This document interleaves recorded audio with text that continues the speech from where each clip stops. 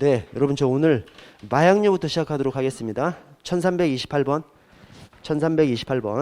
마약류. 여러분 맨 아래 해설에 마약류의 분류부터 한번 좀 볼게요. 마약이 있고 마약류가 있죠. 마약은 마약이고 마약에다가 대마 향정을 합하면 마약류가 되죠. 자, 마약류를 보시면 마약 안에 천연마약, 합성마약, 반합성마약이 있습니다. 밑에 한해마약은 마약이 아니에요. 마약이 아닌데 왜 이렇게 분류를 해나? 책들에서 다 이렇게 마약 해놓고 한해마약까지 넣어놓고 한해마약은 마약이 아니다 이렇게 서술을 합니다. 그래서 한해마약이 마약이라서 여기다 넣어놓은 것이 아니라 마약이란 개념하고 비교를 해야 되기 때문에 그 안에 들어가 있다라고 생각하시고, 대신 마약은 아닙니다. 한해마약은 더 이상 마약으로 만들 수 없는 것이기 때문에 한해마약은 마약이 아닙니다. 자, 마약 안에 천연마약, 합성마약, 반합성마약이 있어요. 이것을 천연마약이 양아몰크인입니다. 인으로 끝나는 거. 그래서 코데인, 코카인, 테바인 이게 다 천연마약이고 인으로 끝나는데 천연마약이 아니고 반합성마약이 있어요. 이게 헤로인이죠, 헤로인. 그래서 천연마약은 양아몰크인이고 반합성마약은 해오기 하이입니다. 그래서 해오기 하이. 제가 왜 이렇게 발음을 하냐면 반합성 마약이잖아. 천연마약, 반합성이니까 뭔가 막 이것저것 불순물이 섞여가지고 좀 이상해진 마약이다라고 생각하셔가지고 좀 이상한 목소리로 해보시는 거죠. 그래서 해오기 하이 하면 뭔가 좀 섞여서 좀 이상해진 마약, 반합성 마약 해서 천연마약, 양아몰크인, 반합성 마약, 해오기 하이 이렇게 좀 숙지를 좀 해주시고, 그리고 이렇게 숙지를 하면 좀 뭔 문제가 있냐면 양아몰크인, 코데인, 코카인, 테바인이 천연마약인데 헤로인은 빠지잖아요. 그럼 꼭 해오기 하이는 마약이 아니고 뭐 향정인가 이렇게 생각할 수가 있어요. 그렇지 않습니다. 지금 마약, 그냥 천연마약하고 반합성 마약을 얘기하는 거니까 다 마약입니다. 마약. 향정이 아니에요. 마약을 가지고 얘기하고 있습니다. 자, 대마는 대마초 등등. 자, 향정은 각성제, 환각제, 억제제가 있는데 각성제가 강매 X암이에요. 강매 X암. 환각제가 환매 L4페이 이렇게 있습니다. 그래서 각성제, 환각제, 억제제가 있는데 각성제, 환각제 두 가지라도 좀 숙지를 하셔서, 그래서 그렇게 마약, 대마, 향정 합하면 마약류가 됩니다. 자, 문제로 와서요. 위에 1328번. 자, 기억. 마약이라 함은 양귀비 아편 대마, 마약류 하면 대마 향정이 들어오지만 마약하면 대마 향정은 들어가면 안 되죠. 대마가 들어가서 틀렸고요. 자, 니은의 GHB하고 디귿의 LSD는 구분해 주셔야 됩니다. 이제 향정인데 향정 안에서 이 두 가지가 엄청 많이 출제돼요. GHB, 그다음에 LSD. 근데 GHB를 그냥 짠물뽕 하시면 됩니다. 짠물뽕. 왜냐? 짠, 물, 뽕 이렇게 생각하시면 됩니다. 물이 H2인지 HO2인지 그렇잖아요. 그래서 짠, 물, 뽕. LSD는 입술 뒤. 뭐냐면 LSD 복용하는 것이 우표나 종이에다가 살짝 묻혀놨다가 입에다가 넣는 거예요. 입술 뒤가 입이지 뭐. 그래서 어떻게 저렇게 복용할 수 있어? 엄청 강력하니까 그런 것이죠. 저 LSD가 헤로인의 150배, 200배 환각 효과가 있다는 거예요. 어마어마한 거죠. 그래서 헤로인이 아니라 히로뽕. 하여튼 이게 엄청나게 강력하기 때문에 종이에다 조금만 묻혀놨다가 종이에다 묻힌 거 그 종이를 주머니에다 넣어놨다가 입에다 그냥 살짝 넣어서 한다는 거예요. 그래서 립술들을 딱 숙지해 주시면 그것이 딱 연상될 수 있습니다. 입에다가 뚝 넣어서 하는 거. 자, 그리고 GHB하고 LSD가 둘 중에 하나가 무색, 무취, 무미예요. 둘 중에 하나가 무색, 무취의 짠맛입니다. 짠물뽕이 당연히 짠맛이 나겠지. 그래서 이게 무색, 무취의 짠맛이고 아래가 무색, 무취, 무미고 그렇습니다. 자, 그래서 니은의 GHB 짠물뽕은 무색, 무취, 무미. 짠물뽕인데 어떻게 무미야? 짠맛이 나야지. 그래서 무색, 무취의 짠맛이 나는 거고요. 데이트 강간약물로도 불리고요. 디귿의 LSD, 입술뒤는 곡물의 곰팡이, 보리맥가. 그래서 LSD, 립술디 플러스 그냥 엘보도 하나 생각해 주세요. 립술디, 엘보. 왜냐면 우리 테니스 치다가 엘보, 팔꿈치 나가지 않습니까? 그 연상시켜 주시면 되겠습니다. 그래서 LSD, 립술디, 엘보. 그래서 엘보의 보가 보리맥각 하면 그냥 곰팡이, 보리맥각 쭉쭉 연결되죠. 바로 그냥 떠오를 수가 있기 때문에.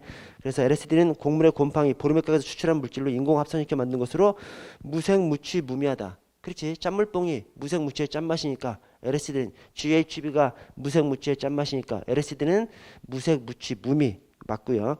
자, 리을에 코카인은 저 끝에 향정에 해당한다. 저 인으로 끝나는 것들 코데인, 코카인, 테바인, 그 다음에 저 헤로인까지 마약이죠. 마약. 자, 비읍, 저 맨 끝에 비읍에 한회 마약은 코데 세코예요. 코데 세코인데 다만 끝에 인으로 끝나는 것은 마약입니다. 그래서 중간에 코데인이 껴있어서 틀렸습니다. 코데 세코 맞는데 코데인이 껴있어서 그래서 틀렸습니다. 그래서 코데날, 코데잘, 코데솔. 그래서 코데 또 6코데 코데 세코가 한회 마약인데 인으로 끝나는 것은 아니다. 별도로 마약이다 라고 생각을 좀 해 주십시오. 다음으로 넘어가서 1329번 기억에 엑스터시는 1914년 독일에서 식욕 감퇴제로 개발됐어요. 맞아요. 여기까지는 맞는데 곡물의 곰팡이, 보리맥각. 곰팡이, 보리맥각은 엘보죠. 엘보. 그래서 LSD를 뒤쪽에다가 섞어놔서 틀렸고요. 자, 니은에 프로포폴은 흔히 수면 마취제라고 불리는 정맥 마취제 맞습니다. 그래서 우리 흔히 우유주사라고 우유주사. 이 프로포폴이 우유처럼 색깔이 딱 우유 담아놓은 것처럼 그렇게 생겼거든요. 그래서 우유주사라고 하는 정맥 마취제인데, 자, 밑에 마약으로 지정돼서 관리되고 있다. 향정신성 의약품으로 지적돼서 관리되고 있습니다. 이게 사실은 이제 향정도 아니었어요. 향정도 아니었는데 부유층들, 연예인들 이거 뭐 엄청 맞고 막 그래서 사회적 문제가 돼가지고 그래서 2012년인가 13년인가 그때서야 향정으로 지적된 겁니다. 이 우유주사 프로포폴 한 대 맞으면 뭐 이게 엄청난 환각효과 그런 것은 아닌데 프로포폴 맞으면 이게 마취제잖아요. 자고 이제 일어나는 거죠. 일어나면 여러분들 막 그 어려서 막 엄청 운동한 다음에 딱 잤는데 막 엄청 푹 자고 딱 일어났을 때 막 엄청 개운한 거 있지 않습니까? 이 프로포폴 맞고 딱 일어나면 그렇게 막 개운한 느낌이 든다는 거예요. 그래서 한 두세 번 맛 들면 막 엄청 찾게 된다고 하는 것이 이 프로포폴입니다. 자, 미음에 대마의 종류에는 대마초의 종자 뿌리, 대마 수지, 해시시 등이 있다. 대마초의 종자 뿌리는 아닙니다. 이 대마초의 종자 뿌리, 그 다음에 성숙한 대마초의 줄기, 그 제품은 제외됩니다. 왜 그래? 이 대마가 3이에요. 3. 우리 3배옷 얘기하지 않습니까? 그 3배옷 하는 그 3이 대마입니다. 그래서 대마를 키워 다 자라면 줄기를 잘라서 쪄서 말려서 실을 뽑으면 그것이 이제 3배옷이 되는 겁니다. 그래서 이 대마초의 이 종자 뿌리, 종자가 씨죠. 씨나 뿌리, 여기에는 그 테트라하이드로 칸나비놀 그 성분이 거의 없다는 거예요. 있긴 있는데 엄청 조금 있다는 거. 줄기도 조금 있다는 거. 조금. 그래서 이 대마 3배옷 농사 짓는 사람들은 그걸 지어야 되기 때문에 그래서 대마초의 종자 뿌리, 성숙한 대마초의 줄기와 그 제품은 제외합니다. 여기서 말하는 이 제품이 3배옷을 말합니다. 그래서 종자 뿌리, 줄기, 그 제품은 제외합니다. 자, 오른쪽 1331번 갈게요. 자, 마약류. 1번에 럼이나 덱스트로메트로판, 덱정너죠. 덱스트로메트로판, 정글주스, 럼이나 다 똑같은 겁니다. 자, 러미나는 강한 중추신경 억제성 진화작용이 있으며 의존성과 독성이 강한 측면이 있다. 의존성과 독성이 없죠. 왜 정글주스라 그래?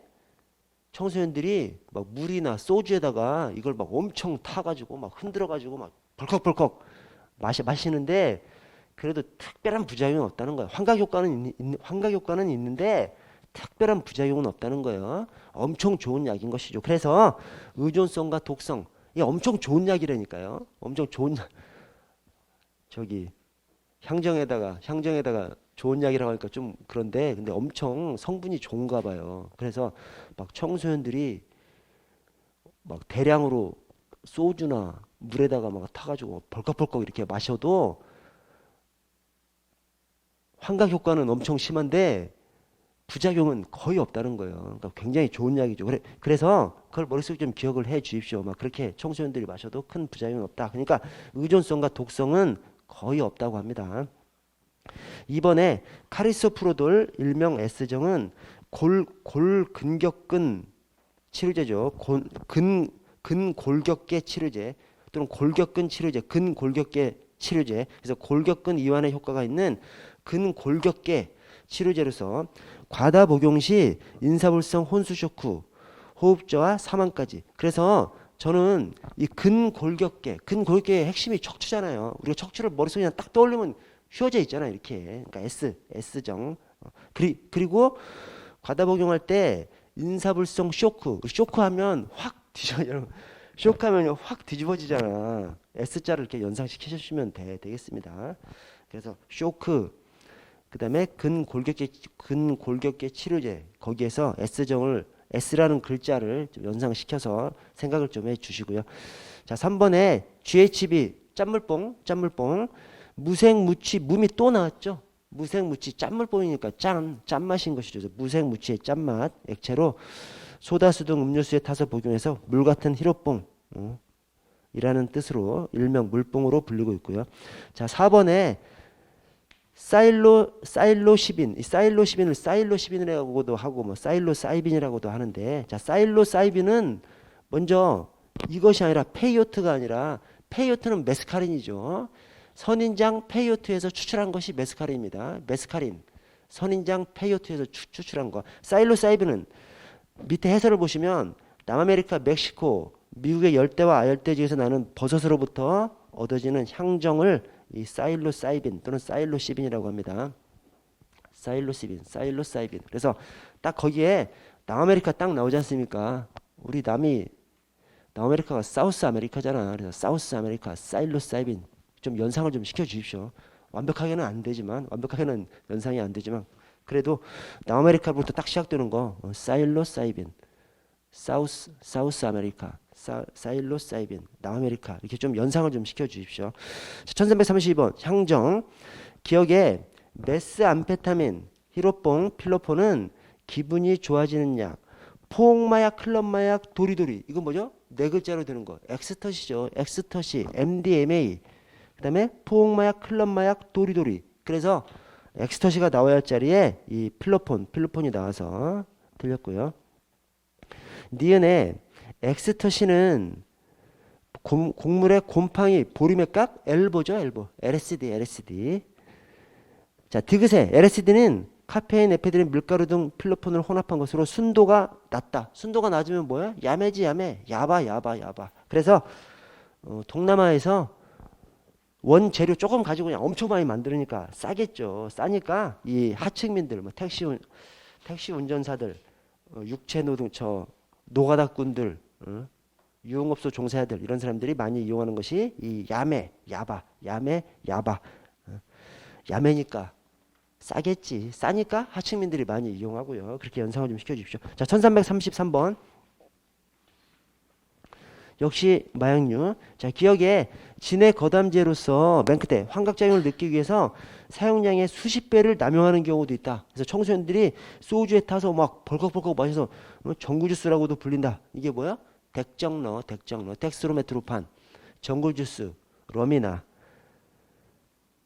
니은에 골격근 이완에 효과가 있는 근골격계 질환, 척추를 생각해. 척추가 S자로 딱 돼 있지 않습니까? 그래서 카레소프로돌, S정, 카레소프로돌.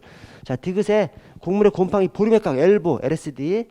리을에 페놀계 화학물로 흔히 수면마취제라고 불리는 정밀마취제, 프로포폴. 우유주사, 프로포폴. 1334번 향정. 자, 가에 야바는 야매. 야바는 야매로 기억하자라고 말씀드렸죠. 야바는 야매로. 그래서 카페인, 에페드린, 밀가루 등의 필로폰을 혼합한 것으로 순도가 높아? 순도가 높으면 비싸지. 순도가 낮으니까 싸고, 순도가 낮으니까 우리가 야매라고 부를 수 있는 것이죠. 그래서 야매, 야바, 순도가 낮으니까 원재료 조금 가지고 막 엄청 만드니까 순도가 낮은 거죠. 그러니까 값이 싸고, 그래서 유흥업소 종사자들이라든가 택시 기사, 그다음에 노가다 육체 근로자들, 이런 사람들이 많이 하는 것이, 동남아에서 많이 하는 것이 야바입니다. 다에 LSD는 각성제 중 가장 강력한 효과를 나타내 환매 L4페이잖아요. 환각제 중에서 환매 L, 그게 LSD입니다. 환각제 중에서 가장 강력한 효과를 나타낸대요. 자, 바에 페이오트는 미국 텍사스나 멕시코 북부지에서 자생하는 선인장인 메스카린, 선인장이 페이오트고 거기서 추출한 향정이 메스카린입니다. 반대로 써서 틀렸고요. 경비경찰로 들어갈게요. 경비경찰.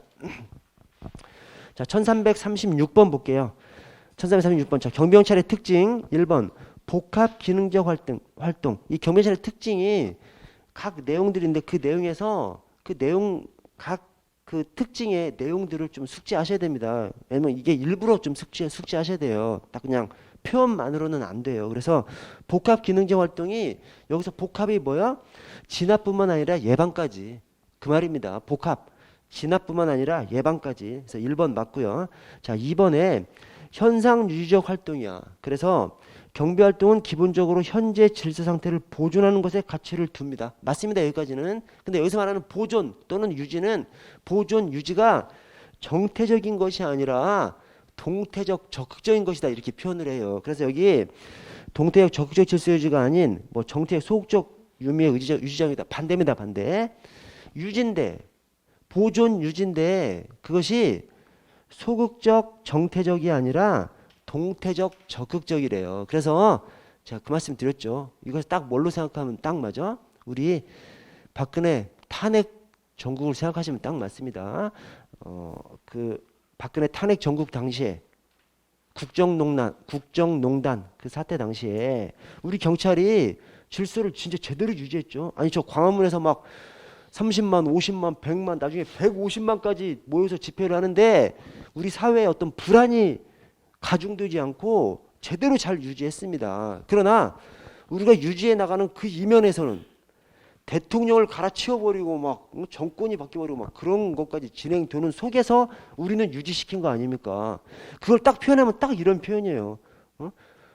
정태적 소극적 질서 유지가 아니라 변화를 보장하지만 그 변화가 일정한 틀 안에서, 민주주의의 틀 안에서 변화가 이루어질 수 있도록 우리가 유지를 시켜주는 것이죠. 그것을 말로 표현하면 정태적 소극적 질서 유지가 아니라 동태적 적극적 질서 유지다, 이렇게 표현합니다. 그래서 특별히 그냥 학자들이 그냥 약속하고 특별히 표현하는 것이니까 그 표현을 좀 숙지해 주십시오.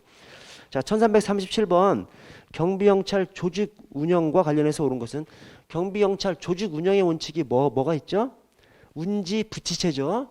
조직 운영의 원칙, 그 안에 지 부치체, 운지 부치체, 조직 운영의 원칙, 지 부치체, 운지 부치체. 그래서 지휘관 단일성, 부대 단위 활동, 치안 협력성, 체계 통일성, 이렇게 있습니다. 운지 부치체. 자, 기억 니은이 지휘관 단일성 원칙이에요. 자, 기억, 지시는 한 사람에 의해서 행해져야 되고 보고도 한 사람을 통해서 이루어져야 됩니다. 지휘관은 한 사람이 되는 것이죠. 자, 니은, 의사결정은 신속하고 효과적인 절차를 위해서 결정 과정을 단일화해야 된다.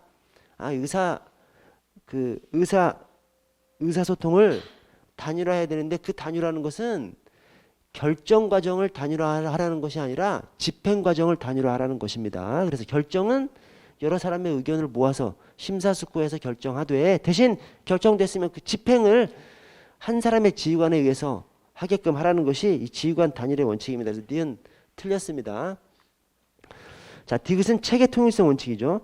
임무를 중복 부여해? 안 되죠. 책임과 임무 분담을 명확하게 해서 임무를 중복 부여하면 안 됩니다. 임무를 명확하게 하나만 부여해야 되는 것이죠.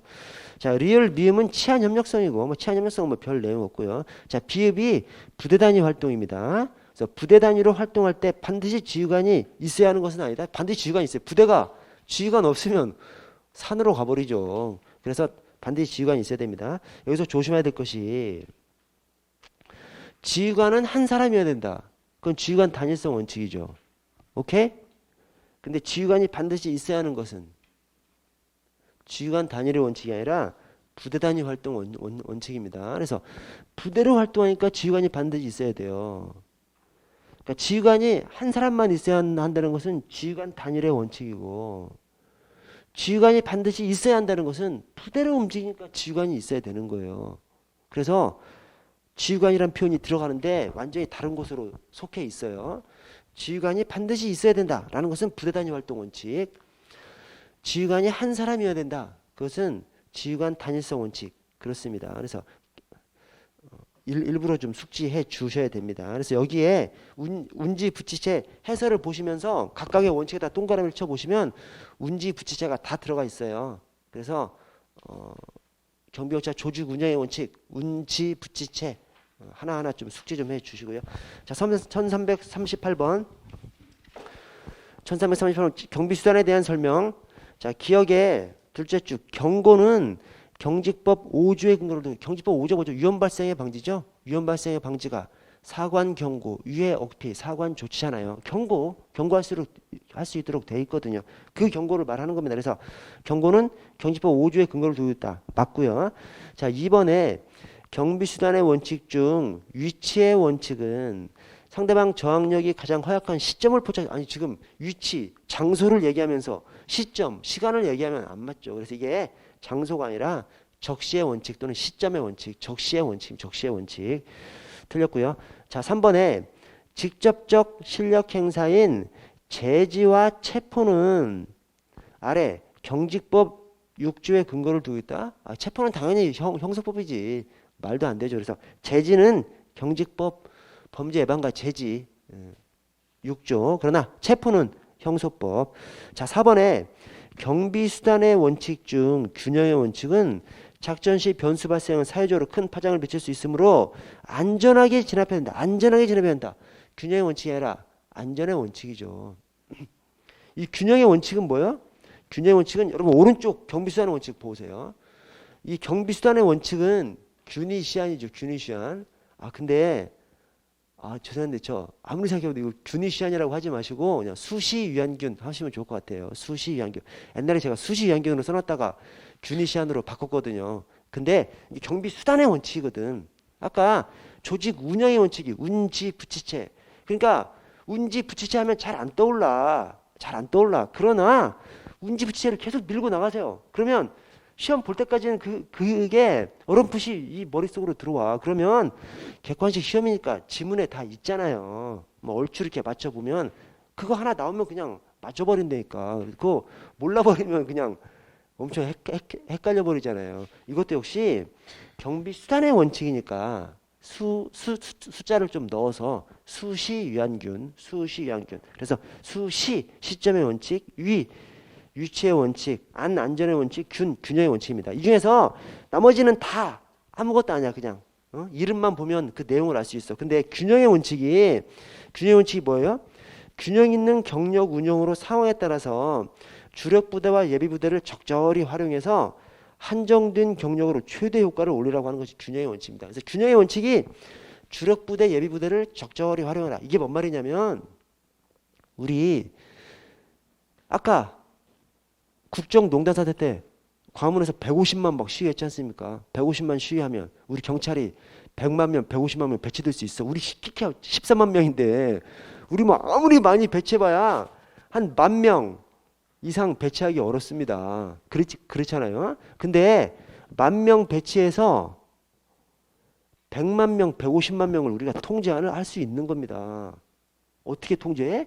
이렇게 시점, 장소, 위치 이런 것들을 다 해서 할 수 있는 거예요. 그리고 그렇게 딱 배치가 됐을 때 시위대들은 언제 끝날지 모르잖아요.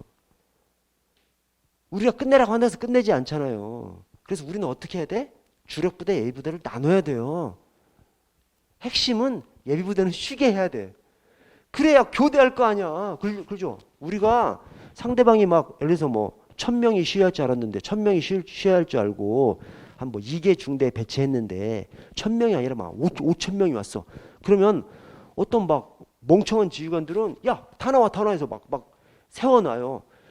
4시간 5시간 지나고 와 우리는 막 맛이 가서 일을 하지를 못해요. 상대방은 언제 갈지 모르는데. 그래서 아무리 시위대가 많더라도 우리는 주력부대, 예비부대 나눠가지고 예비부대는 쉬게 해야 된다니까. 다만 예비부대를 반반으로 해서 예비부대를 만들 수도 있는 것이고 시위대가 좀 많으면 3분의 1만 예비부대로 만들어도 되는 것이죠. 그러면 교대로 막 3분의 1을 예비부대로 만들면 3분의 1을 절반으로 쪼개가지고 한 2시간마다 교체를 딱딱 할 수 있지 않습니까? 꼭 절반으로만 교체하는 것이 아니잖아요. 3분의 1이건 4분의 1이건 쉬는 사람이 있으면 쉬는 사람이 로테이션으로 막 밀어밀면서 쉴 수가 있거든요. 그래야 시위대를 다 끝날 때까지 우리가 근무를 하지. 사실은 이게 그 말입니다. 그래서 균형의 원칙,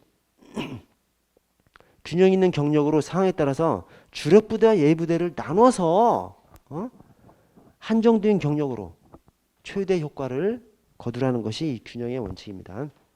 여러분 왼쪽으로 와서 경비 수단의 종류를 보시면요. 경고, 제지, 체포가 우리가 머릿속에서 상상할 수 있는 이 경비 수단 중에서 그냥 대표적인 것들입니다. 그냥 경고하고 제지하고 체포하고 이겁니다. 근데 자, 그중에서 경고는 간접적 실력 행사라고 하고요. 제지, 체포는 직접적 실력 행사라고 합니다. 오케이? 자, 제지, 체포는 완전 물리력을 써가지고 제지하는 것이고 또 물리력을 써서 체포하는 거지 않습니까? 그래서 직접적 실력 행사 딱 맞는 표현이에요. 자, 근데 경고, 간접적 실력 행사라고 합니다. 여러분, 실력 행사라고 하면 그게 물리력 행사잖아. 그렇죠? 아, 실력 행사라는 표현 자체가 물리력 행위잖아요. 근데 경고가 물리력이야? 물리력이 아니죠. 그냥 경고하는 것이죠. 경고하면 강제할 수 있어? 아, 경고로서 어떻게 강제해? 그냥 경고는 경고하고 그냥 끝나는 거죠. 그래서 사실은 간접적 실력 행사라는 이 표현이 실력 행사가 아니니까 간접적 실력 행사라고 표현하는 겁니다. 그렇잖아요. 그렇죠. 물리력이 아니니까 간접적이라는 표현을 넣는 겁니다. 그래서 이 간접적인, 그러니까 직접적인 물리력 행사가 아니니까 간접적인 실력 행사라는 표현을 쓰는 것이죠. 그래서 이 경고가 실제로는 뭐요? 강제력이 아니에요. 강제력이 아닙니다. 그냥 경고하는 거예요. 그래서 경고 오른쪽에 보시면 2번에 중간에 어떤 행위를 촉구하는 사실상의 통지행위로 임의처분에 해당. 여기서 임의처분이라는 것이 뭐예요? 그냥 임의적인 행위인 거야. 임의적인. 강제력이 아니라 그냥 경고하는 거예요. 경고. 강제력이 아니라는 것이죠. 그래서 강제력이 아니기 때문에 표현이 간접적 실력 행사라고 하는 거예요. 그러니까 제가 왜 이 말씀을 드리냐면 간접적 실력 행사라는 여기에 이제 필이 꽂혀가지고 이 임의처분에 해당한다. 이것하고 서로 다른 말이라고 생각하시면 안 됩니다. 물리력의 직접적인 물리력의 행사가 아니니까 간접적인 실력 행사라는 표현을 쓰는 거예요. 그래서 간접적인 실력 행사, 뭐 임의처분에 해당 똑같은 말입니다. 그리고 경고는 간접적인 실력 행사, 제지 체포는 직접적인 실력 행사인데 다만 근거 법령은 어떻게 되냐? 그러면 경고하고 제지하고 붙어버려요. 근거 법령은 경고, 제지가 경직법이고 체포가 형사법이고요. 오케이? 자, 오른쪽으로 와서 1339번 경비수단의 종류. 가에 경고는 사실상 통지행위로 직접적 실력 행사다? 간접적 실력 행사죠. 간접적 실력 행사고 끝에 임의처분이다.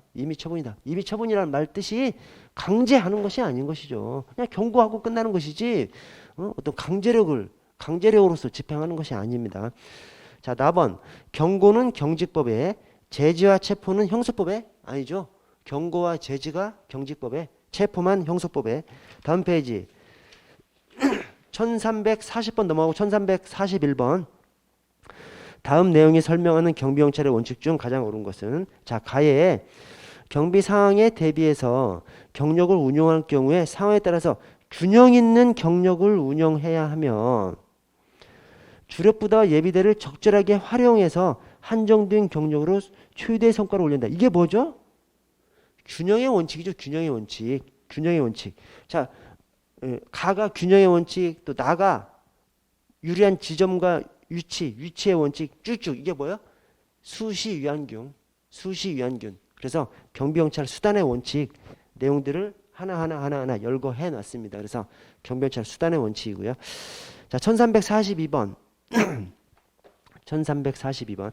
다음 중 행사 안전경비. 여러분, 우리 경비경찰의 종류가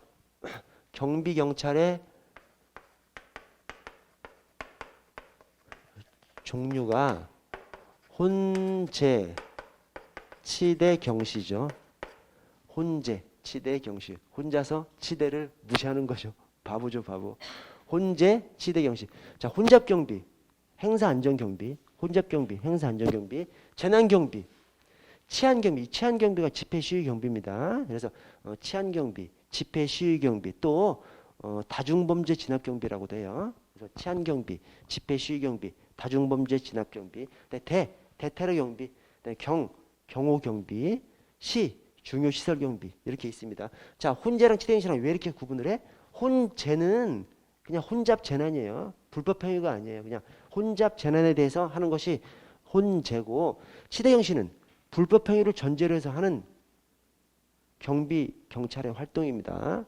그래서 혼재, 치대경시로 구분하신 다음에 혼재는 불법행위를 전제로 하지 않고 치대경시는 불법행위를 전제로 하고 이렇게 생각을 해주시고, 그 다음에 여기서 특히 혼잡경비하고 이 치안경비, 집회시위경비하고 이 두 가지가 많이 비교가 되죠. 그래서 혼잡경비는 불법행위를 전제로 하지 않고 치안경비, 집회시위경비는 불법행위를 전제로 하고, 자, 또 하나 혼잡경비는 조직화되지 않은 군중 그냥 각자 콘서트 보러 오는 거, 각자 그냥 콘서트 보러 오는 것이 뭐 조직을 짜서 오는 것은 아니잖아요. 그래서 혼잡경비는 조직화되지 않은 군중, 집회시위경비는 뭐 전철연, 민노총 이 조직을 가지고 있죠. 그래서 조직화된 군중 그렇게 구분하셔야 됩니다.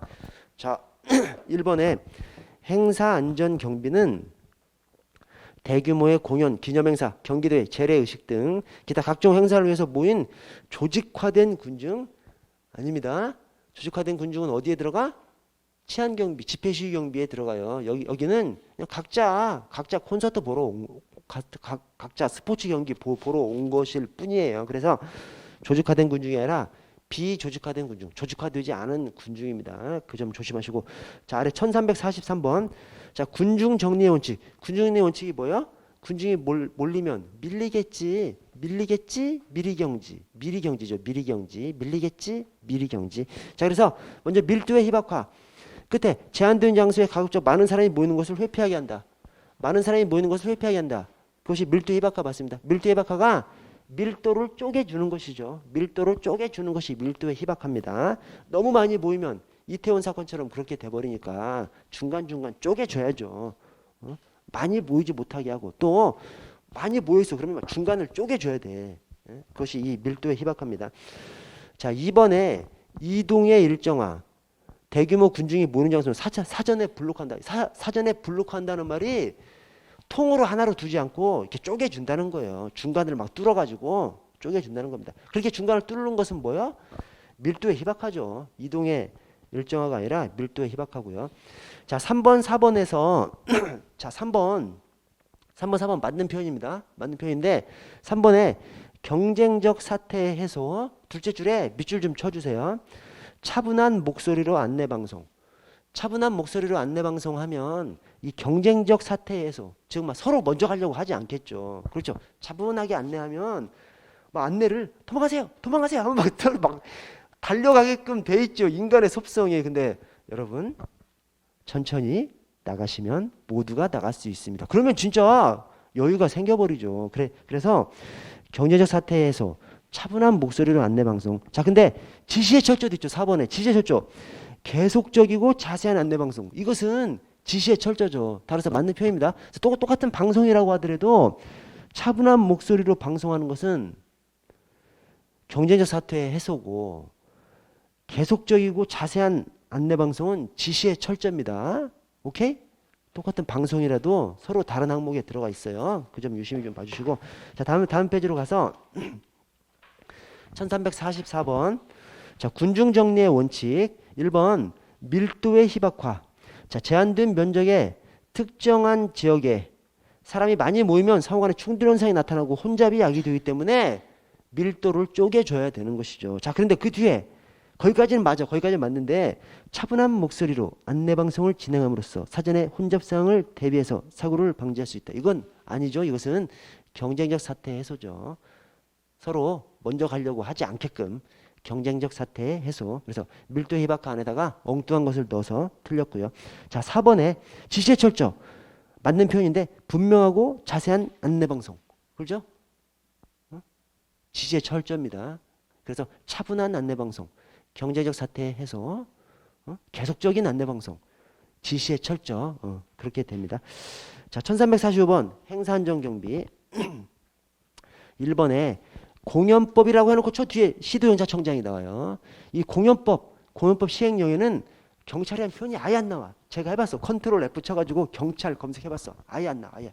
왜? 공연법은 문화체육관광부 장관이 소관을 하고 우리 경찰은 아예 안 나옵니다. 거기에. 그래서 뭐 경찰서장이건 시도경찰청장이건 경찰이라는 표현이 아예 안 나옵니다. 그래서 공연법 또는 공연법 시행령 하면서 이 경찰서장, 시도경찰청장 나오면 무조건 틀린 지문입니다. 그래서 공연법에 의하면 공연장 운영자는 재대처계획을 수립해서 매년 관할 시도경찰청장이 아니라 시군구청장. 그래서 거기 표현은 이제 특별자치시장, 특별자치도지사까지 합해서 시군구청장에게 신고해야 됩니다. 이 경우 그 시군구청장은 신고하던 재대처계획을 관할 소방서장에게 통보해야 돼요. 그래서 자치단체장하고 소방서장이 나오지 우리 경찰은 나오지 않습니다.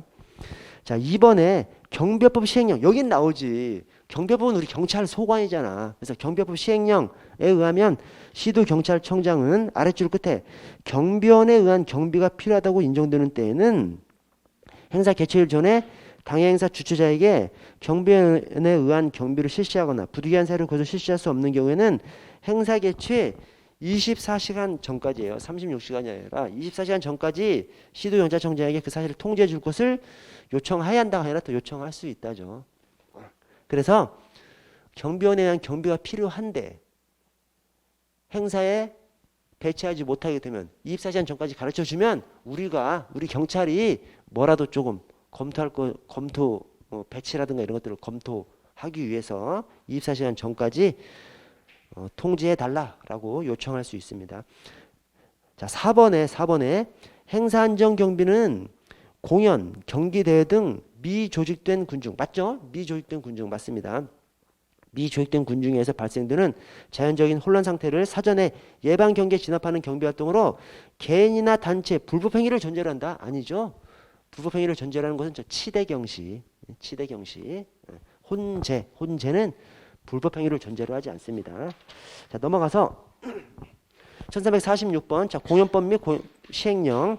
자, 3번에 공연장 외 시설이나 장소에서 1,000명 이상 관람이 예상되는 공연을 하는 자. 그러니까 지금 여기는 공연장 외입니다. 공연장 외. 아까 공연장은 매년 재대처 계획 신고하라고 되어 있잖아요.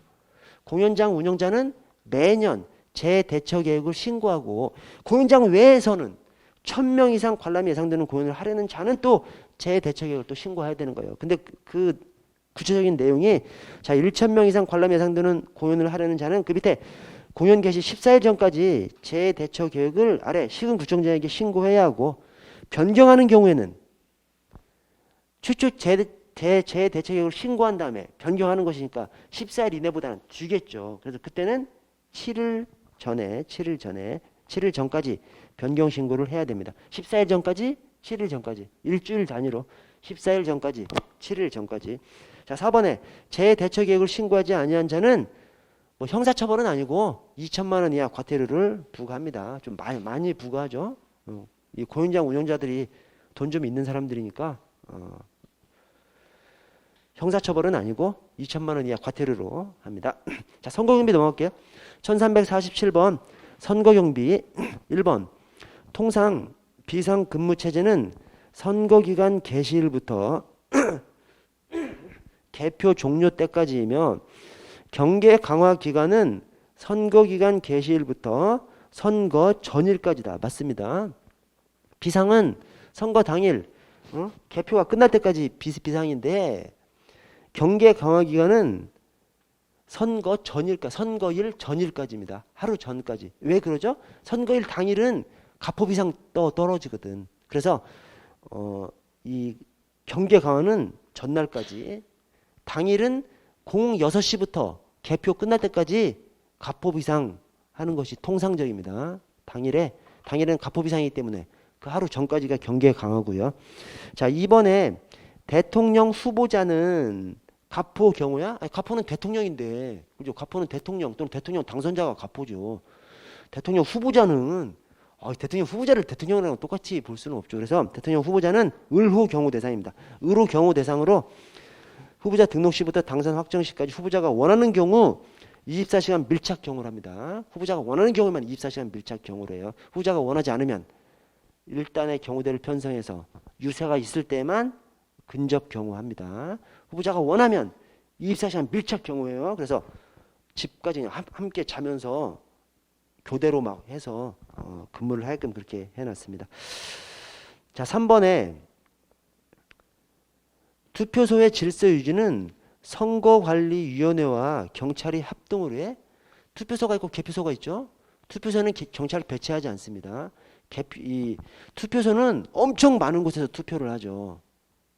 개표소는 그거를 도시별로 하나씩 쫙 다 몰아가지고 개표를 하죠. 그래서 투표용지를 쫙 모아놓은 그 개표소에는 경찰 고정 배치합니다. 사실은 투표가 다 끝난 다음에 투표소에서 개표소로 투표함 이송할 때부터 우리 무장경찰이 붙습니다. 그래서 2명 단위로 딱 붙어요. 2명 단위로 붙어가지고 한 명은 총 차고 그 투표함 옮기는 차에 같이 차고 또 한 명은 뒤에서 차 타고 딱 총 차고 차 타고 따라가서 2명이 배치됩니다.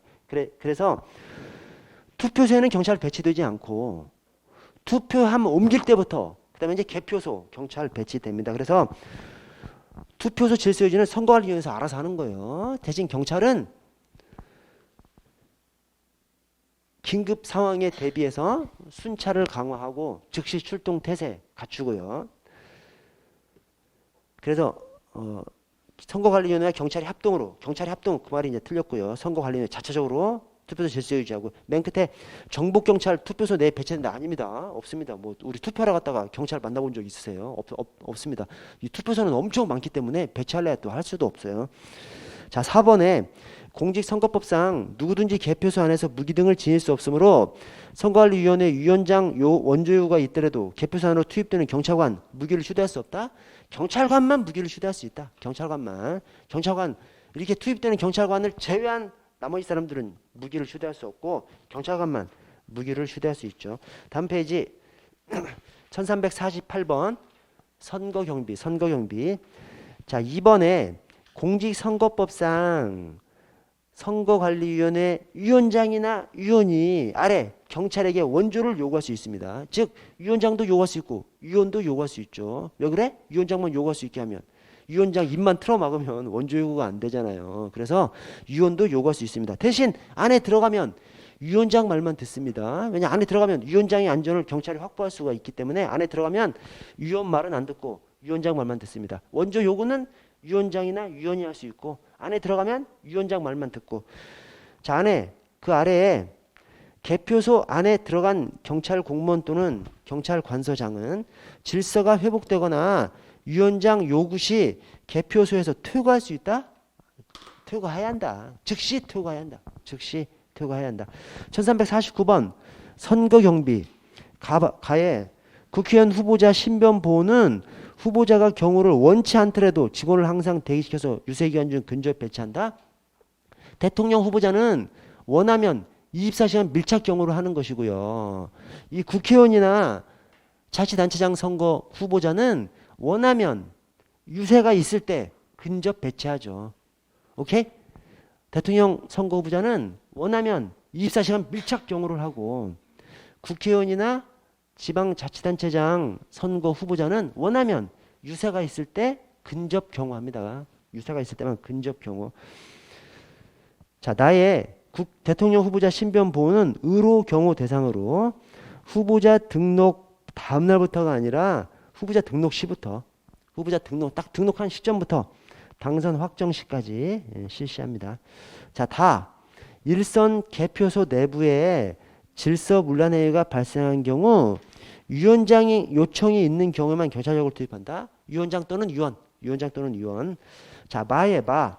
개표소 내부 사전 안전검측 및 유지는 선관위에서 보안안전팀을 운영해서 실시한다. 자, 개표소 내부는 위원장이 알아서 하지 않습니까? 다만 그 개표소에 뭐 폭발물이 설치되어 있지는 않는지, 뭐 전기가 뭐 누전될 염려는 없는지 이런 것들을 우리 경찰에서 주관해 경찰에서 보안안전팀을 꾸려서 어디가 꾸려? 생활질서계, 생활질서팀, 생활질서계에서 총기 폭발물을 다루잖아요. 그래서 진짜로 금속 탐지기 딱 가지고 가서 쫙 다 서치합니다. 이렇게 혹시라도 폭발물 설치되어 있지는 않은지, 그다음에 한전이랑 소방도 함께 오라 그래가지고 뭐 전기는 누전 염려는 없는지, 불날 염려는 없는지 이런 것도 한번 쫙 다 점검을 한 다음에 선관위한테 넘겨주는 거예요. 그래서 이 사전 안전검측 및 유지, 이것은 우리 경찰서 생활질서계 총기 폭발물을 관할하는 거기 주도로 보안안전팀을 운영해서 실시합니다. 1350번 A경찰서 경비계장은 지방선거를 앞두고 개표소 경비 대책을 수립했습니다. 개표소 투표용지 쫙 다 모아가지고 도시별로 뭐 한두 개 정도 하는 거. 자, 기억부터 리을까지 내용 중 적절하지 않은 것은, 자, 기억에 일선 개표소 내부는 선관위 위원장 책임하에 질서를 유지합니다. 맞습니다.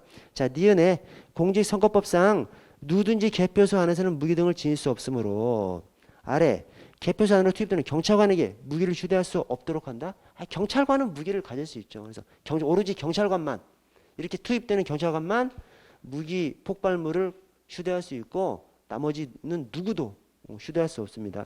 자, 디귿에 이선 울타리 내곽, 이 내곽 외곽 이런 표현이 있죠. 내부 하면 건물 안은 내부라고 하고, 건물 안은 내부라고 하고, 담벼락 안, 울타리 안은 내곽이라고 하죠. 그래서 내곽 하면 울타리 안, 내부 하면 건물 내부, 외곽 울타리 바깥에. 그래서 이선 울타리 내곽에서는 선관위원회와 합동으로 출입자를 통제하며 이선 출입문은 수개로 하는 것이 원칙이므로 정문, 후문을 개방한다. 그럼 출입자 통제를 어떻게 해? 이 사람 저 사람 다 드나들면 아수라장 돼버리죠. 그래서 출입문을 하나로 만드는 것이죠. 정문만 남겨두고 나머지는 폐쇄시켜버립니다. 자, 재난경비 1351번. 자, 재난 및 안전관리 기본법. 자, 1번에 재난이란 자연재난과 인적재난이 아니라 자연재난과 사회재난이죠. 그래서 사자. 제가 그래서 거기다가 라이언이라고 적어놨습니다. 라이언이 사자니까. 그래서 항상 사자를 생각하시는 겁니다. 사회재난, 자연재난, 사자. 자, 2번에 재난관리란 재난의 예대응복이에요. 그래서 이게 재난관리 개념이 재난의 예대응복을 위해서 하는 모든 활동이고, 이 재난 및 안전관리 기본법 틀이 예대응복을 중심으로 쫙 그 법률 자체가 그렇게 딱 짜져 있습니다.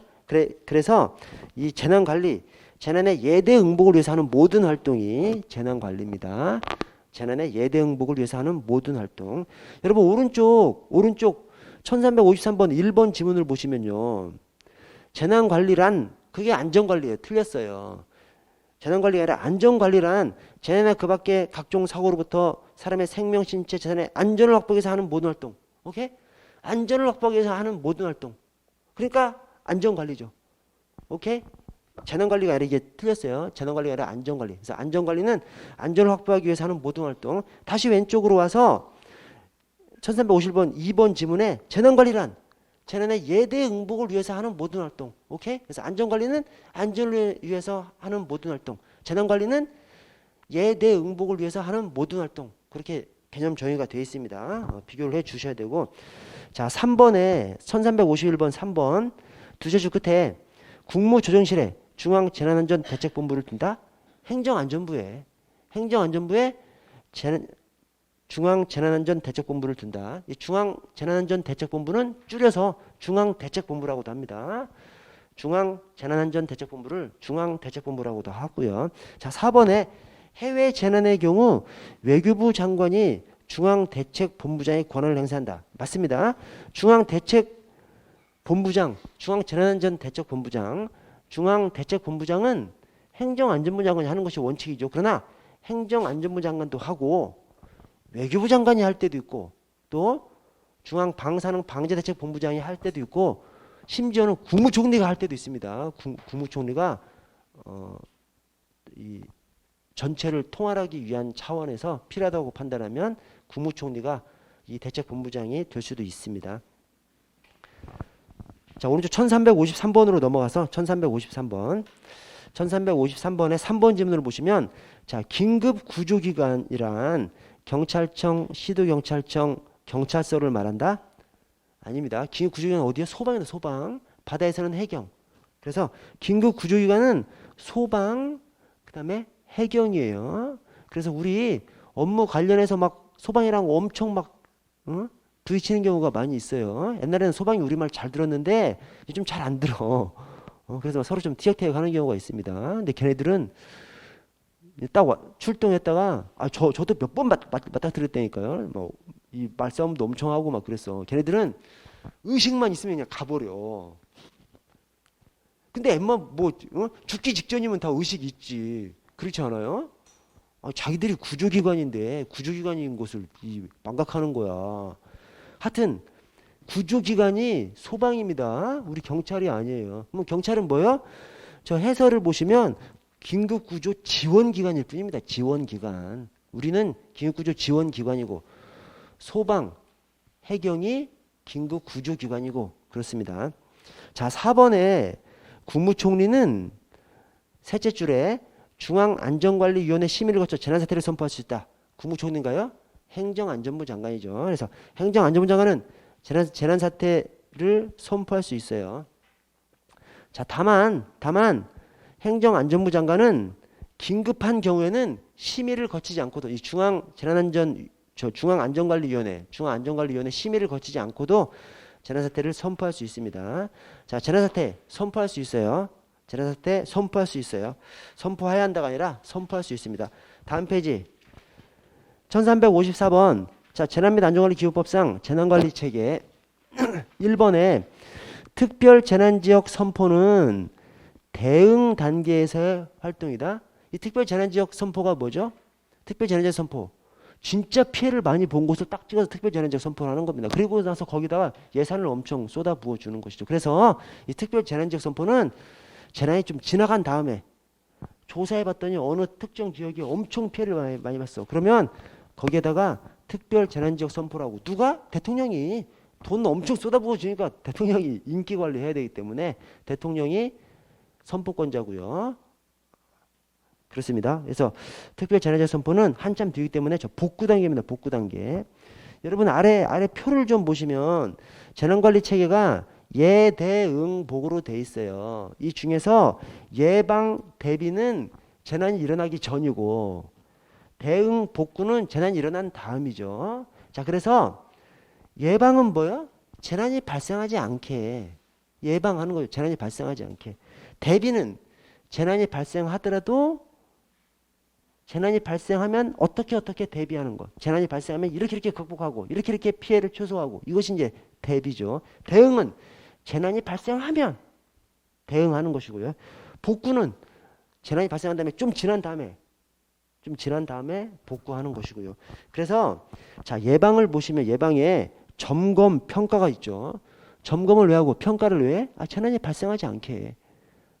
재난이 발생하지 않게 점검하고 평가하는 것이죠. 자, 대비에는 계획, 매뉴얼, 훈련입니다. 자, 계획, 매뉴얼, 훈련에는 뭐가 담겨? 재난이 발생했을 때 이렇게 하려는 것이 담겨 있는 거죠. 그러니까 대비죠, 대비. 재난이 발생했을 경우를 상정해서 대비책을 세우는 것이 대비이기 때문에 그래서 계획, 매뉴얼, 훈련 여기에는 재난이 발생하면 너는 뭐하고 너는 뭐하고 A 부서는 뭐하고 B 부서는 뭐하고 이런 것이 적시될 수밖에 없기 때문에 그래서 이것이 대비 단계입니다. 재난이 발생했을 경우를 상정해서 대비하는 것이 대비이기 때문에 그렇고요. 자, 대응은 바로 직후에 직후에 하는 거. 그래서 응급조치, 뭐 재난사태 선포라든가 위기경보 발령, 동원 명령, 대피 명령, 긴급구조 직후에 하는 것이 대응이고, 복구는 좀 지나서 피해 조사를 한 다음에 특별 재난지역 선포하는 것이 이 복구 단계입니다. 여러분, 특별 재난지역 선포가 없다. 그리고 특별 재난지역 선포는 누가 할 수 있죠? 대통령이 할 수 있죠. 자, 그래서 이 재난에 있어서는 재난사태 선포, 특별 재난지역 선포의 건의, 특별 재난지역 선포 전부 다 할 수 있답니다. 할 수 있다. 오케이? 재난사태 선포, 특별 재난지역 선포의 건의, 그다음에 대통령의 특별 재난지역 선포 전부 다 할 수 있답니다. 할 수 있다. 재난사태 선포할 수 있다. 특별 재난지역 선포 건의할 수 있다. 특별 재난지역 선포할 수 있다. 다 할 수 있답니다. 자, 1355번 재난 및 안전관리 기법상 중앙재난안전대책본부에 대한 설명으로 적절한 것은, 자, 1번이 이게 행정안전부령이 아니라 대통령령이에요. 대통령령으로 정하는 대규모 재난의 대응 복구 등에 관한 사항을 총괄 조정하고 필요한 조치를 하기 위해서 행정안전부에 중앙대책본부를 둔다. 2번에 중앙대책본부의 본부장은 원칙적으로 행안부 장관이 되고, 중앙대책본부장은 필요하다고 인정하면 중앙대책본부 회의를 소집할 수 있고요. 자, 3번에 예외적으로 해외 재난의 경우 중앙대책본부장이 돼? 외교부 장관이. 법무장관이 해외에다 힘을 어떻게 써요? 외교부 장관이 중앙대책본부장의 권한을 행사하고요. 4번에 재난의 효과적인 수습을 위해서 국무총리가 범정부적 차원의 통합 대응이 필요하다고 인정하는 경우에는 국무총리가 중앙대책본부장의 권한을 행사할 수 있습니다. 그래서 중앙대책본부장이 행정안전부장이 되는 것이 원칙이지만 외교부 장관이 될 때도 있고요. 중앙방사능 방재대책본부장이 될 수도 있고요. 또 국무총리가 될 수도 있습니다.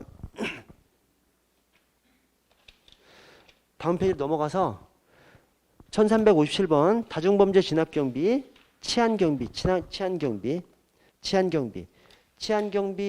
다중범죄 진압경비, 집회시위경비 다 똑같은 말이죠. 그래서 자, 1357번에 다중범죄의 특징 중 확신적 행동성에 관한 설명으로 가장 적절한 것은, 이 다중범죄의 특징이 조부비행이죠. 조부비행에서 조직적 연계성, 부하뇌동적 파급성, 비이성적 단순성, 그다음에 확신적 행동성 이렇게 있죠. 맨 밑에 해설을 보시면 거기 다 하나씩 다 되어 있습니다. 자, 조부비행. 자, 1번에 조부비행 중에서 지금 확신적 행동성만 물어봤죠. 문제에서 조부비행 중에서 확신적 행동성만. 1번에 다중범죄를 발생시키는 주동자나 참여하는 자들은 자신의 사고가 정의라는 확신을 가지고 행동하므로 과감하고 전투적인 경우가 많다. 정권 농성 때 투신이나 분신사상 등이 그 대표적인 예이다. 맞습니다. 자, 확신을 가지고 투신하고 분신자살하고, 이 투신하고 분신자살하는 것이 뭐예요? 죽어도 내 말이 옳다고 하는 것이죠. 죽어도 자기 말이 옳다고 그런 확신을 죽음으로 나타내는 것이기 때문에 그것이 확신적 행동성입니다. 그래서 1번이 정답이고요. 여러분 2번 한번 보시면 2번 최줄 끝에 일단 발생하면 부하뇌동으로 인해서 갑자기 확대되는 거, 부하뇌동적 파급성. 3번 중간에 과격 단순하게 행동하며 비이성적인 경우가 많아서 편협하고 타협 설득이 어려워. 비이성적 단순성입니다. 비이성적인 경우가 많아. 비이성적 단순성. 자, 4번에 현대사회 문제는 전국적으로 공통성이 있으며 조직도 전국적으로 연계된 경우가 많다. 조직적 연계성. 그래서 민노총, 전철현 등등등. 자, 1358번 다중범죄 정책적 치료법 가운데 특정 사안의 불만 집단에 대한 정보활동을 강화해서 사전에 불만 및 분쟁 요인을 찾아내서 해소시켜주는 거. 사전에 찾아내서 해소시켜주는 거. 선수 치는 거죠. 그래서 선수 승화법입니다. 그 밑에 박스에 다중범죄 정책적 치료법을 보시면, 자, 선수 승화법. 선수 치는 거예요. 그래서 미리 그냥 해결해 버리는 거예요. 그래서 상대방이 주장하는 것이 요구 조건이 만 50가지 있는데 그 중에서 핵심이 월급 좀 올려달라는 거야. 그래서 그 월급 올려주는 것을 적절하게 해서 그걸 딱 해소시켜서 그냥 해결시켜 버리면 파업하지 않고 그래서 선수승화법 사전에 불만 및 분쟁 요인을 찾아내서 해소시켜주는 방법. 전이법 관심을 전환시켜주는 것이죠. 관심을 다른 것으로 옮겨버리는 것이 전이법입니다. 그래서 경이적인 사건을 폭로하거나 규모가 큰 행사를 개최하는 거. 지금 저기 연예인 마약 사건이 있어가지고 막 어떤 그 정치적인 이슈들이 막 싹 다 묻혀버렸지 않습니까? 이제 그런 것들을 얘기하는 것이고요. 자, 지연정화법 시간을 끄는 것이죠. 지연작전 시간을 끄는 거. 그래서 시간을 끌어버리면 흥분이 가라앉으면서 급격한 대립이 좀 잦아들죠. 그래서 그걸 갖다가 지연정화법이라고 하고요. 자, 경쟁행위법 반대자의 목소리를 확 띄워주는 것이죠. 그래서 시내버스 파업한다 그러면 또는 지하철 파업이나 시내버스 파업한다 그러면 9시 뉴스에 아줌마들 나오죠. 지나가는 시민의 의견 한번 들어보겠습니다 하면서 아줌마 들이대면 아니 뭔 파업을 하고 지랄이야 막 그래 버리면 국민들의 시각이 쫙 이렇게 몰려가죠. 그래서 그렇게 반대하는 사람들의 목소리를 확 띄워버리는 것, 그것이 경쟁행위법입니다. 1359번 다중범죄 정책조치법. 자, 첫 줄 끝에 경이적인 사건을 폭로하거나 큰 규모가 큰 행사를 개최하는 것, 관심을 돌려버리는 것, 전이법입니다. 여러분 저 좀 쉬었다가 저 15분에 시작할게요. 15분에.